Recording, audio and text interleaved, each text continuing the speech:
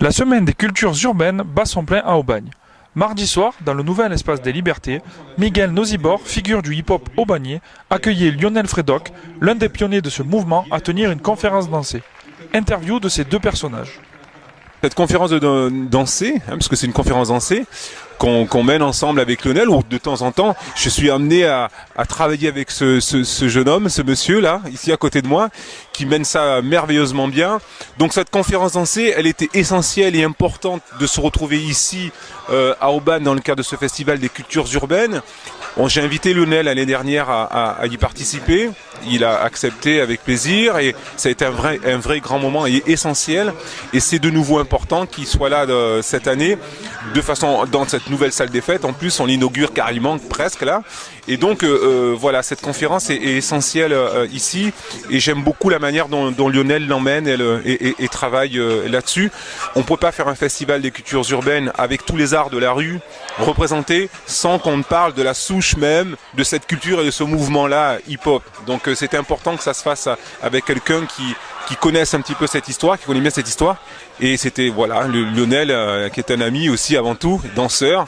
Et on fait partie des mêmes générations et donc on a un regard sur cette histoire-là qui est pour nous assez important. Durant cette conférence, c'est un voyage entre l'Afrique, les États-Unis et l'Europe.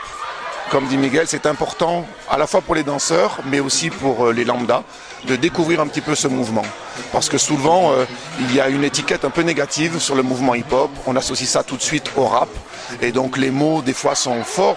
Pourquoi ? Parce que c'est un mouvement de revendication, c'est un mouvement de rébellion, c'est un mouvement de résistance.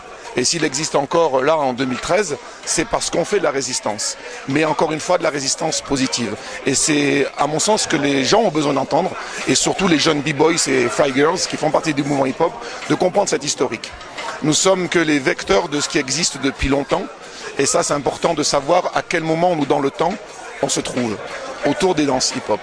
Donc c'est avec toute cette énergie-là qu'on va essayer de porter au mieux cette conférence avec Miguel. Bien sûr, c'est essentiel. La poésie du corps, avec les danses hip-hop. Voilà, technique aérienne, pas de transition, travail au sol. Et ce qui est intéressant, c'est qu'en même temps, sur scène, vont pouvoir évoluer les danseurs d'Aubagne, qui sont donc bien sûr suivis, managés par Miguel, parce que c'est important pour les personnes qui vont venir découvrir cette conférence, de voir qu'ici, dans leur ville, il y a de vrais acteurs du mouvement hip-hop.